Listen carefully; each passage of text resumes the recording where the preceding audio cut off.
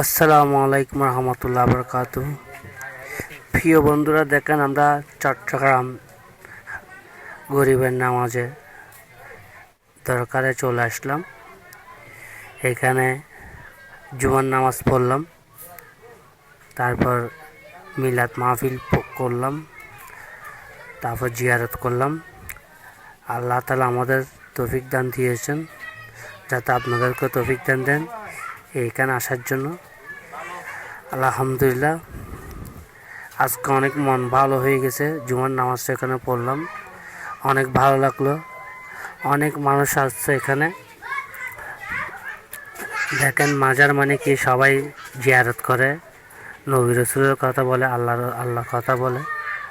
আল্লাহ তাআলা আমাদের জন্য অনেক মানুষ হচ্ছে মাজারে, এগুলো আছে হাসবন্দা, এটা হচ্ছে এরা আছে দিনদার নেককার ব্যস্তবাসী, এটা প্রমাণ।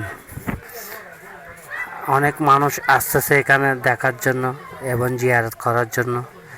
অনেকে বলে যেগুলো বেদাত। যখন আপনার মা বাপকে যদি কবর দেন তখন জিয়ারত করতে যান, এটা তো উনি তো আল্লাহর হাসবন্দা। তো আমরা ওনাদের কাছে যে জিয়ারত করাটা হচ্ছে আমাদের অনেক ভালো লাগে। এই জন্য আমরা সুন্নিরা সবাই জিয়ারত করি।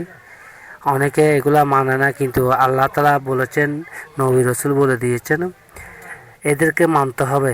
এদের দুরূদ শরীফ পড়বেন, নামাজ কালাম পড়বেন, আল্লাহ তাআলা ইবাদত করবেন, আল্লাহর দরবার লাখ লাখ শুকরিয়া করবেন। তাহলে আল্লাহ তাআলা আপনাদের এরকম জান্নাতবাসী করার সম্ভাবনা আছে। যারা আল্লাহর ওলি হয়, এরা এমনিতে হয় না, আল্লাহর জন্য, নবীর জন্য এরা ইবাদত করার জন্য অনেক কষ্ট করেছেন। এই জন্য আজকে ওদের এত সফলতা। যে আপনারা পেতে চান, আপনারা এরকম আল্লাহর ইবাদত করতে হবে। আপনারা অনেক বছর ধরে ইবাদত করছেন, আল্লাহ করছেন, নবী রাসূলকে মানছেন। আল্লাহ তাআলা ওনাদেরকে চট্টগ্রামে পাঠাইছেন এই জন্য যে ইসলাম প্রচার করার জন্য। এখনও মানুষ বুঝে না, অনেক মানুষ এগুলাতে নিয়ে অনেক কিছু বলে। তৎকালীন সময় তখন এরকম আবু জাহেলের কতগুলো দল ছিল, এখনও আছে, এটা আজীবন থাকবে কিয়ামত পর্যন্ত। আল্লাহ তাআলা বলে দিয়েছেন আবু জাহেলের দলগুলো থাকবেই, কিন্তু আপনারা এদের কথা শুনবেন না। আপনারা আল্লাহ রসুলের কথা মানবেন, আমার নবীজি যেরকম তরিকা করছেন এরকম মেনে যাবেন। ইনশাআল্লাহ আল্লাহ দিলে আপনাদের সফলতা অনেক সুন্দর হবে, দিনও ভালো কাটবে। দোয়া করি সবাই ভালো থাকেন, সুস্থ থাকেন।